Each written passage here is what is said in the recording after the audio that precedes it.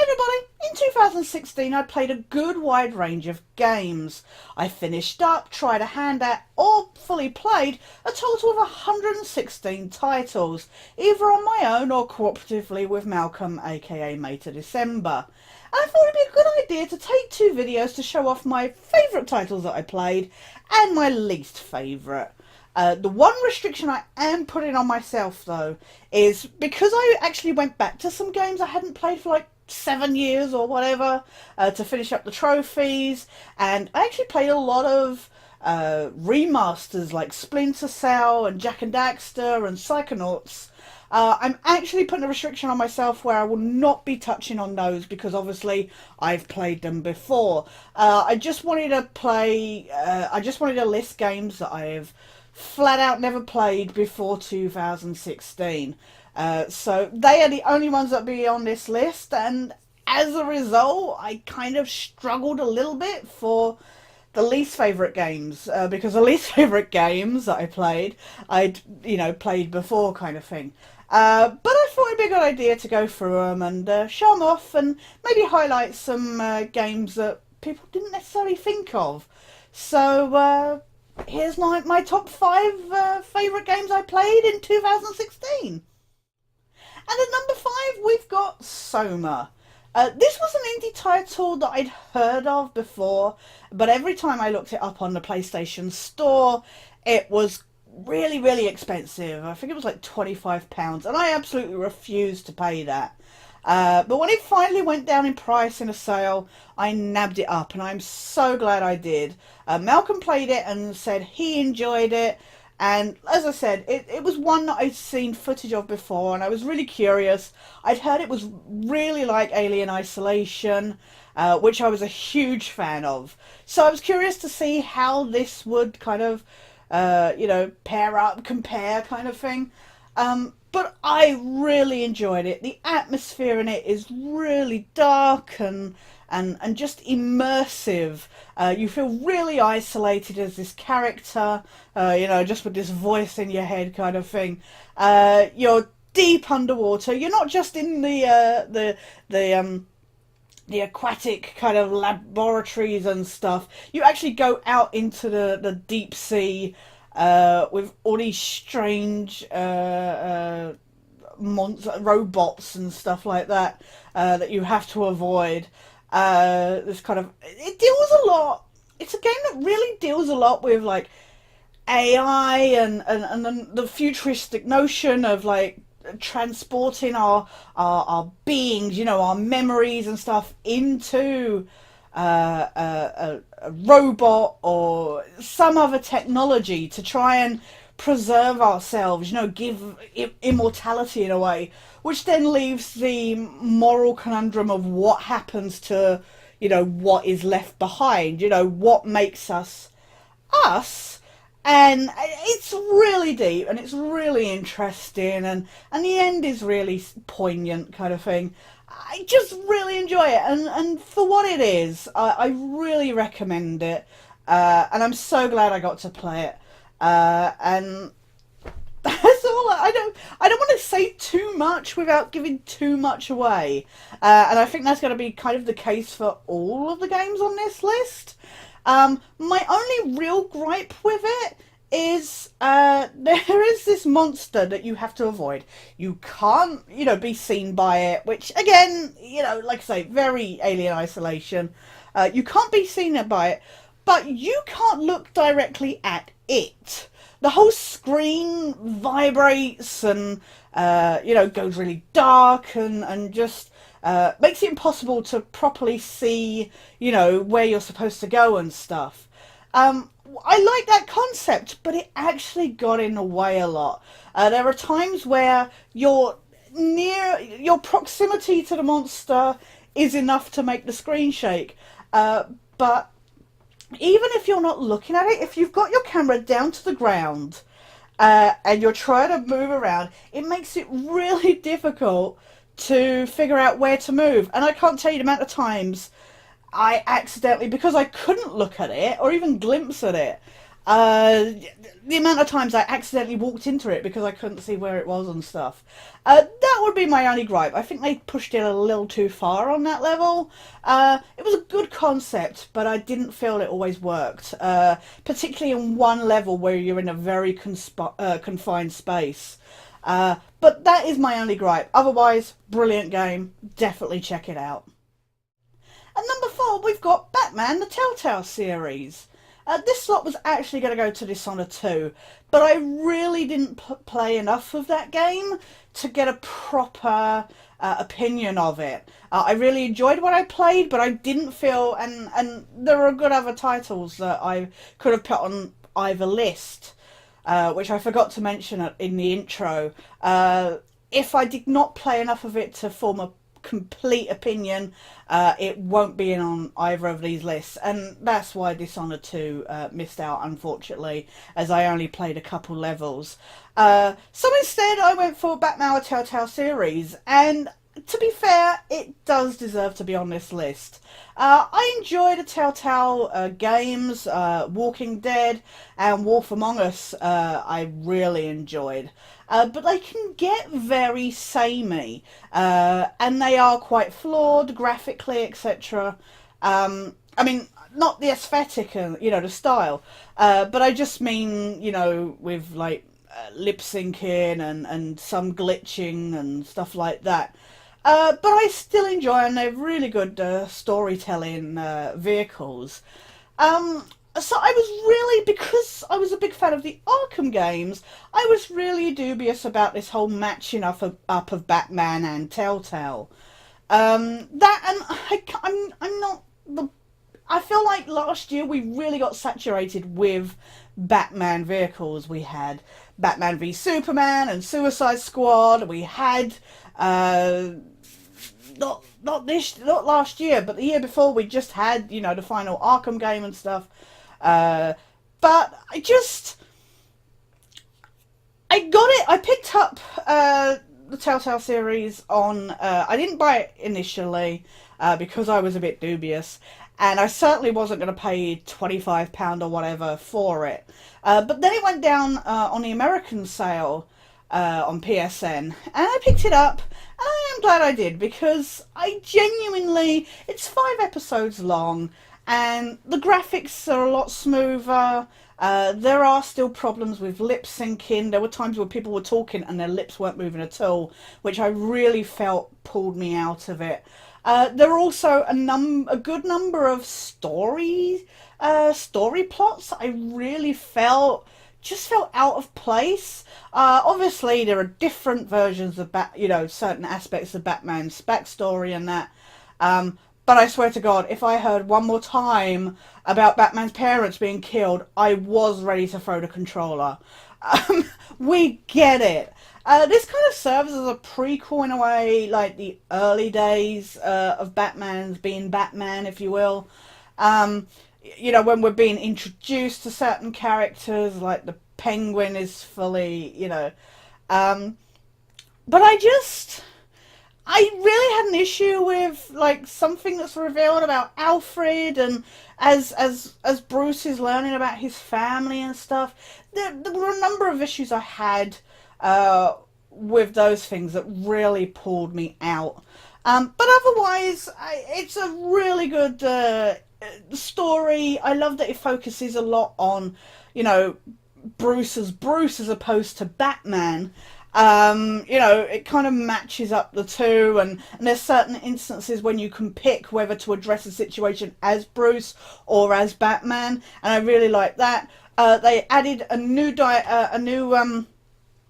sorry, my throat's sore. they added a new mechanic with detective mode, where you can link up like evidence to figure out what actually happened at crime scenes and that. And I thought that was really well done. It was a really interesting mechanic, and really gave it a new depth to the Telltale games. I've heard that they've started to implement some of these new mechanics in Walking Dead New Frontier. I haven't played that yet, so I can't comment on that. But I just really feel like Telltale are trying to progressed their way of storytelling with these games, and I just genuinely enjoyed it. Did I feel it go on too long? No, not really. I mean, the final episode really kind of did drag a little bit because it felt like it had kind of hit its pinnacle, and then the beginning kind of finished stuff off, and then at the end it, last kind of chapter, and got a little plodding. But I really enjoyed it, and if you enjoy the Telltale games, if you like Batman, the Batman comics and that, I do recommend it. Just I don't know what else to say about it, and again, another one, I don't want to give too many spoilers, but I do recommend it, and I did genuinely enjoy it, and I'm glad I picked it up. At number 3, we've got another indie title, Inside, by Playdead Games, who of course made Limbo, which I was also a big fan of. Inside is a really interesting but bizarre and surreal experience, whereas Limbo, I know a lot of people have theories about that game.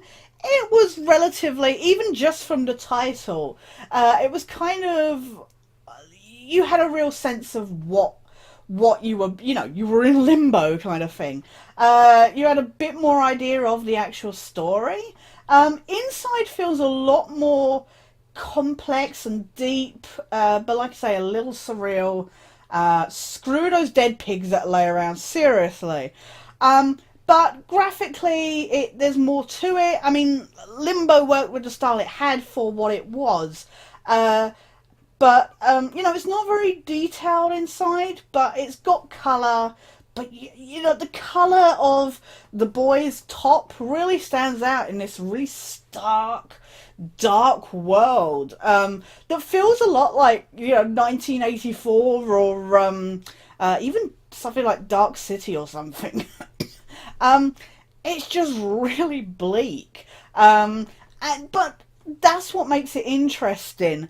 And, there's not a lot of, there are puzzles, but I didn't feel like they were as complex as, say, in Limbo.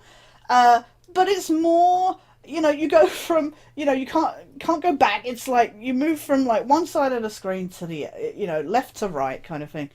And it's just, I just really enjoyed it.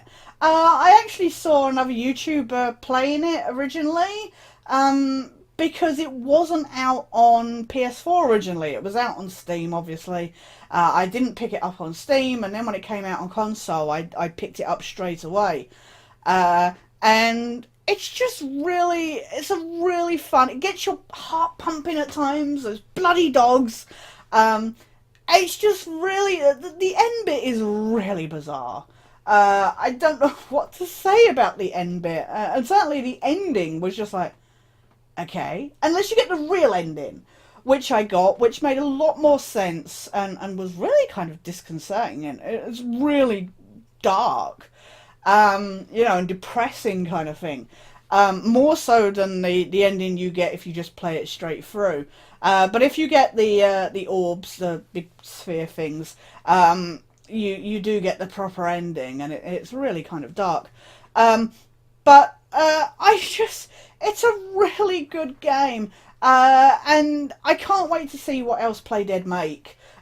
Considering I think it's very easy, and they could have done it with Inside, to make a game that's really like, they could have just essentially done Limbo 2.0, and they didn't.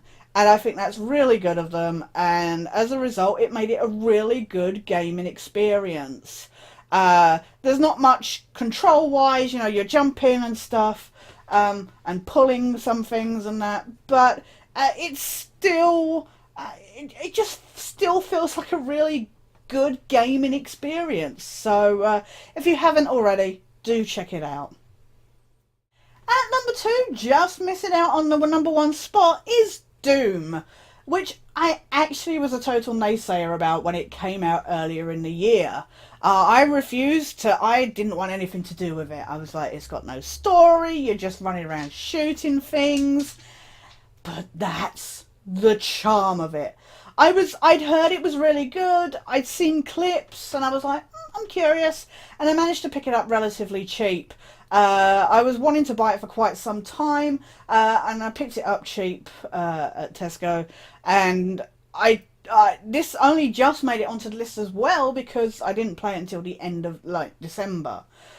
So it's only just managed to squeeze in on the list. But I swear, seriously, the charm of it is the running around, gunning the shit out and beating the shit out of everything. It doesn't matter that there's no story. You wake up, you're dealing with hell demons that have been let loose. Go deal with it. That's it. And it really, really works. And I never thought I would say that. As somebody who loves games with narrative, it just gets your heart pumping. And with the heavy metal music playing, I was just saying, I was in game last week, and I was explaining that I'm playing it on the hardest difficulty at the moment, and with the heavy metal music playing as you're running around shooting demons in the face and using chainsaws on them and everything. When you you die, over and over, and when you finally get through a section, sorry, and the computer goes lockdown, stopped.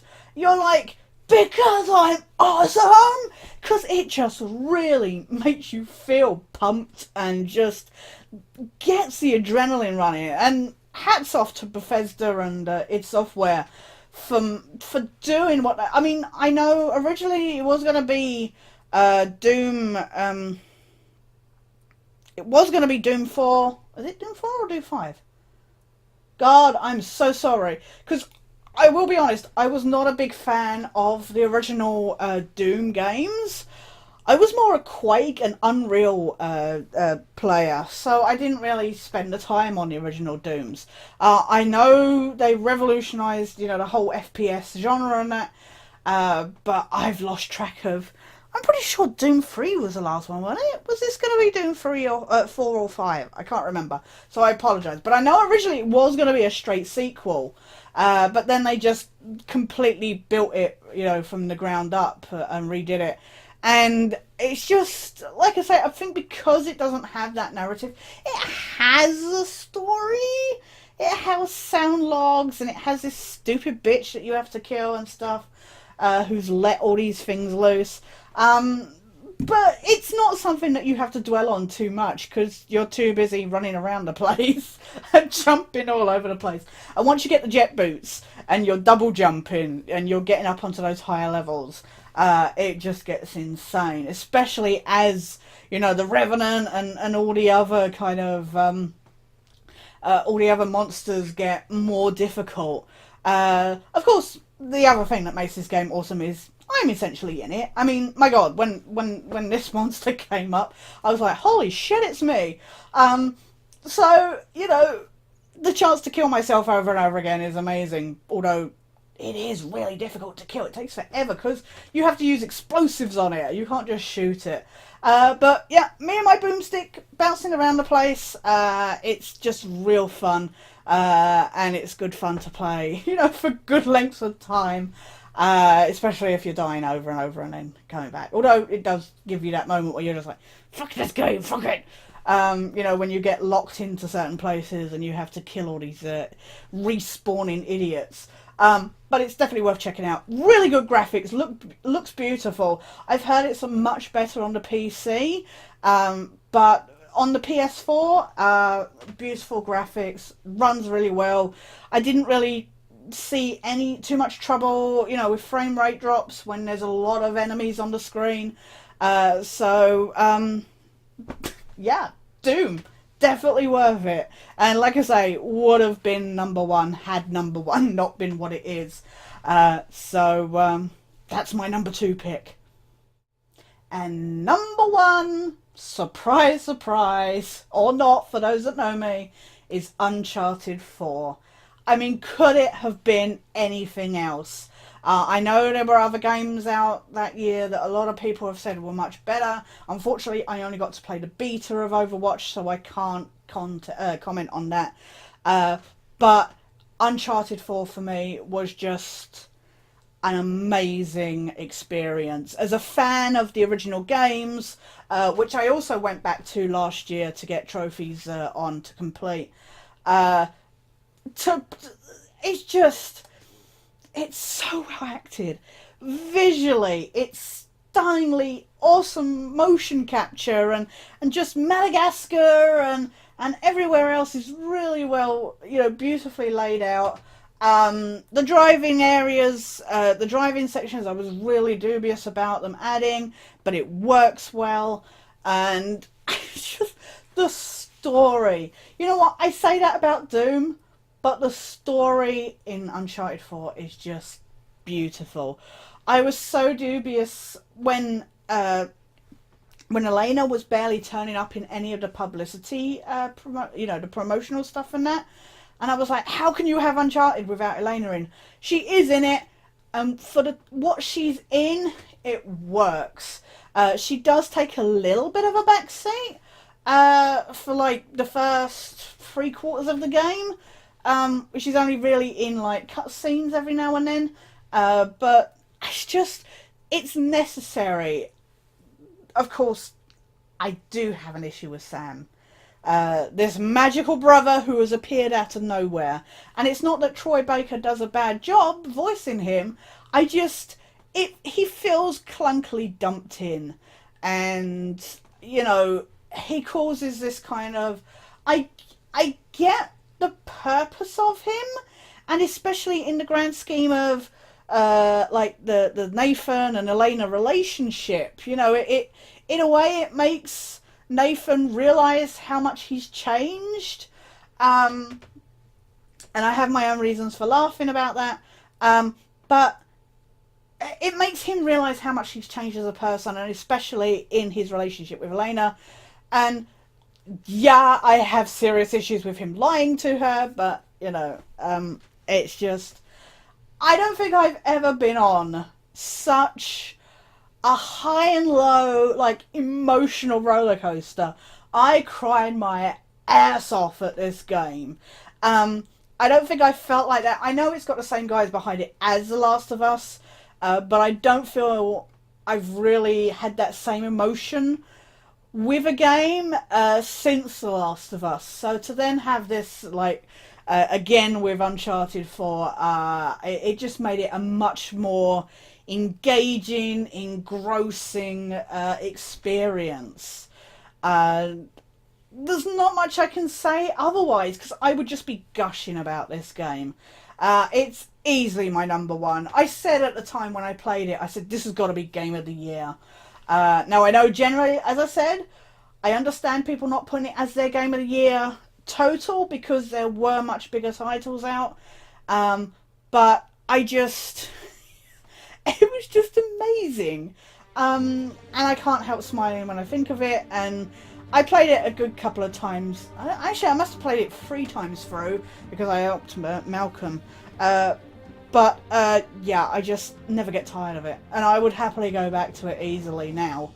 So that's my number one pick. And that is my favourite games that I played in 2016. If you do get the chance, please check them out.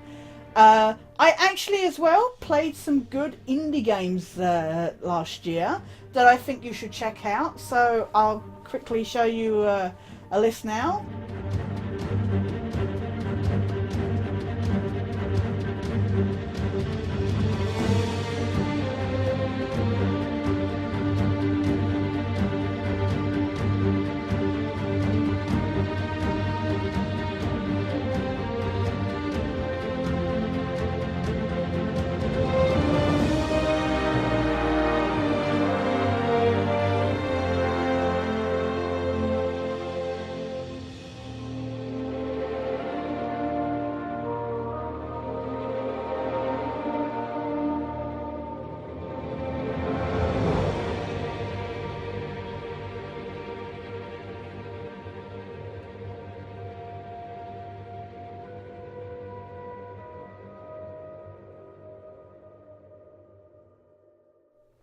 They were games that just barely missed being on this list. But I really enjoyed, and I think everybody should check out if they get the chance, especially if they're not used to playing indie games, etc.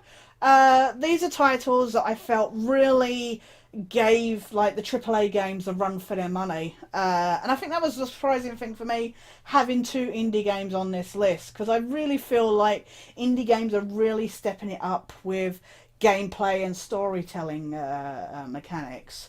So please check that out if you get the chance, guys. And I will be doing a separate list for my most disappointing games of 2016. Check that out if you get the chance. It'll be on the channel probably around the same time. I'll probably edit them both at the same time and then upload them at the same time. So please check that out if you get the chance, guys. Please take care, and fingers crossed we get a good lot of games in 2017. Please share your favourite games of 2016 and why, and I'll see you somewhere down the line.